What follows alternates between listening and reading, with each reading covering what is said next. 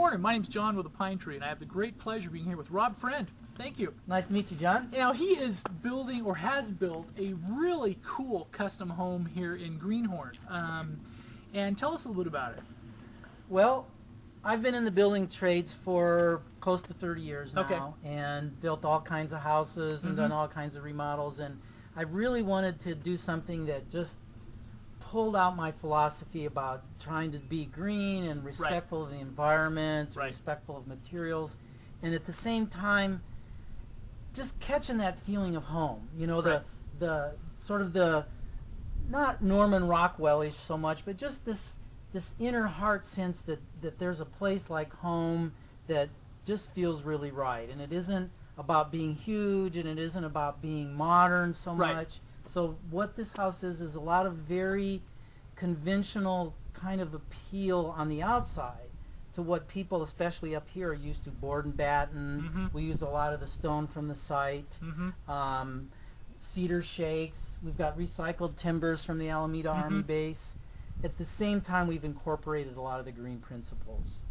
So we have insulation. We have an air curtain that goes behind the siding that helps create an air envelope. I've got something that's called BIPV, which is Building Integrated Photovoltaics on the roof. So the roof is actually, will make them money, right? Yeah, the roof has, it has a system on it. It's not on top of the roof, it's actually the roof itself. Right. And it creates the electricity, and then underneath that roof is a whole transfer system that takes the heat off the back of the roof and preheats the water for your shower and washing your hands. Now this is kind of the whole next wave of actually integrating the solar to where it's actually part of the structure and not just a hideous add-on without, so to speak. I mean, because this is architecture, you know, I mean, it's gorgeous. Yeah, you don't even see it. And as a matter of fact, most people tell me, where's the roof? Where's the solar stuff? And I point it out to them. And when I talked to the Greenhorn Creek committee out here, they were like, no, we don't want solar panels up on the roof. It destroys the feeling out here. And this is actually the one of two houses in the entire western half of the United States that has this kind of system right now. Wow. So the other one is in Palo Alto. So it's pretty new, and I'm really excited about it. It's pretty unique. It was fun to install. So you're putting the green in Greenhorn? Is that yeah, sorry. Yeah. I couldn't resist. It was, Yeah, I've tried to stay away from that. Yeah, but okay. The green and Greenhorn. Yeah, okay. You know, but it's you know, it's integrated. You don't see it. You don't have to double spend, so you're not putting a roof and then something on top of the roof. And it's, you know, it really is the wave of the future, I think. Yeah, and the other one is this one, in some ways it's the custom home in the fact that we walk through it, it's really nice, but you're going to leave the finishing touches to the buyer, right? As far as some of the countertop materials, flooring, that type of stuff, because that way they can really make it their own. Is that the...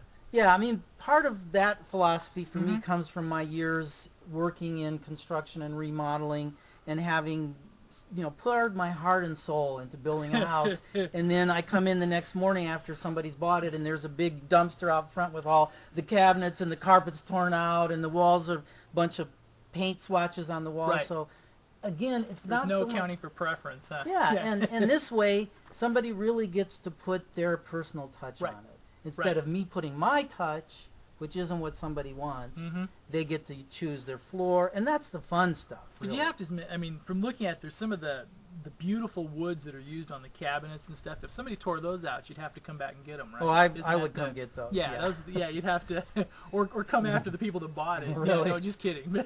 No, well, we did. I had a friend that had a whole bunch of Oregon myrtle burlwood ply, and if you haven't seen this stuff, it's just the most amazing wood you've ever seen. They look like Japanese landscape paintings.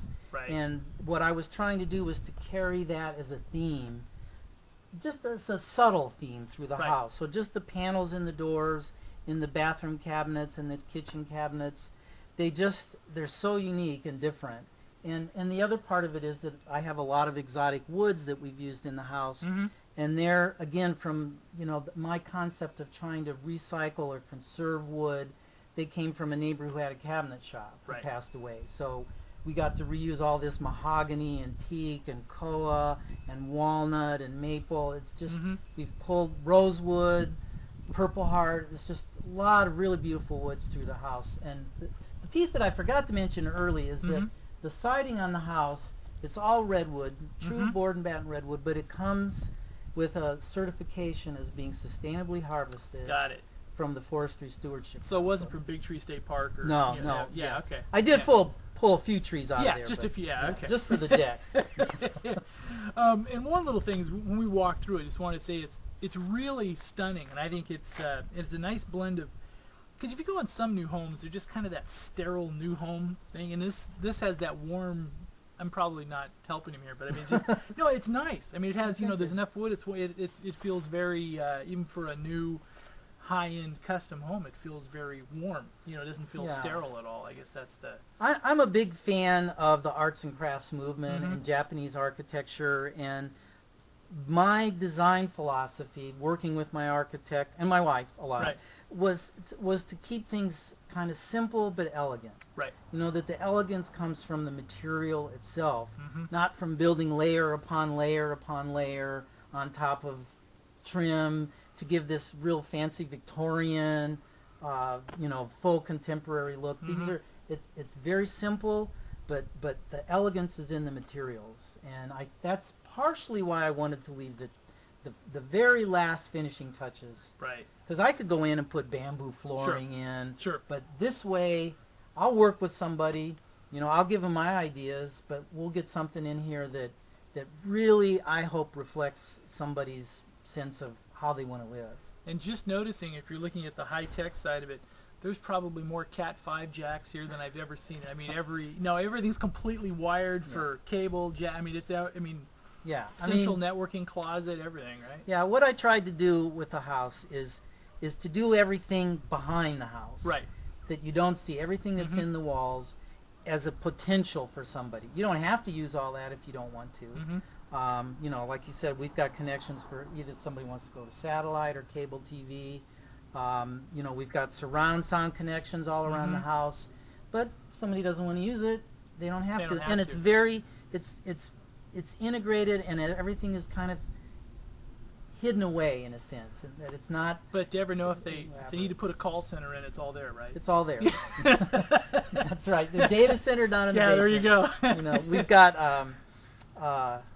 You know, if there's some pictures that people want to see that are associated that you've taken, you know, the maintenance room is like a control center. You know? It is. You know, we've got separate furnaces, and you know, I've got an alarm system in there and all that stuff. But again, it's kind of tucked away. I didn't want to make that showcasey or a big elaborate front. Right. It's a hidden element. Yeah. And even with, you know, one of the things that a lot of people like to do with houses now is these elaborate lighting elements. So this house is wired to do that, but I haven't put it all in. So if somebody wanted to, but for some people that's too much. I don't want to have this, you know, I can't even program my VCR, let alone program this complicating lighting panel. So I've tried to kind of provide them enough access, provide somebody with enough access to the technology without having it in their face. Without it being a tech home or one of those type of things. Yeah. Yeah, it's all kind beautiful of home. Thank you very much. Beautiful. Thanks a lot. Thank you.